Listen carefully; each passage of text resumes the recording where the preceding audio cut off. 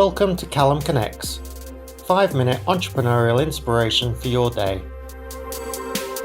Joining us today on CallumConnects Micro-Podcast is Jeff Harris. Jeff is the pure quintessential essence of an entrepreneur, starting an ironing service at 13 and continually always having two things going on throughout his life. He started as a financial advisor in 1987 and began investing in property throughout the noughties, switching to claims management in 2009. A hurdle I faced as an entrepreneur.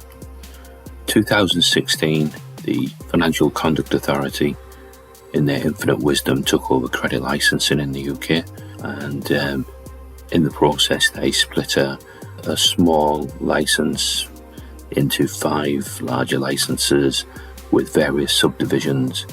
They gave me the incorrect license.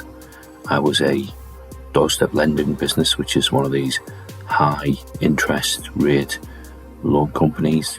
We weren't flavour of the month back then, you may recall. Wonga being taken down by the UK government. My situation was that it just didn't like me. I was in the same category as Wonga. So when the FCA made a mistake, I complained.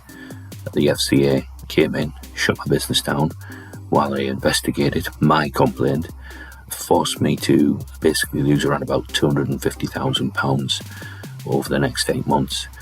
When they admitted they'd made a mistake, fortunately the maximum compensation at the time they could give me was £150. Didn't seem fair at the time. I was at nearly £90,000 in debt, but the lessons I learned were lessons that I'd always known. You just pick yourself up, get on with it, pivot, find something else, move in a different direction. If you can't find one thing, try 3 things, continually moving forwards. The biggest thing for me is since 2003, self-education.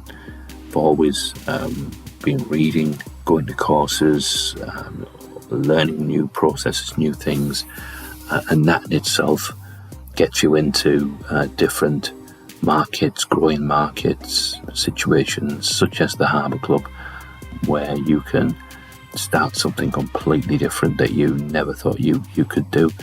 But you can when you actually learn how to do it. That's it in a nutshell. If you get knocked down, get up and shake yourself down and start again.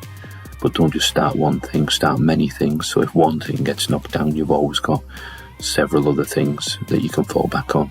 For instance, when I did get knocked down in 2016, I had 32 rental properties, which meant that I could still have a reasonable standard of living.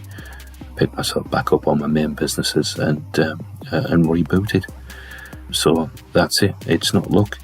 I wasn't born with a silver spoon in my mouth. My parents were working class. No encouragement from that end.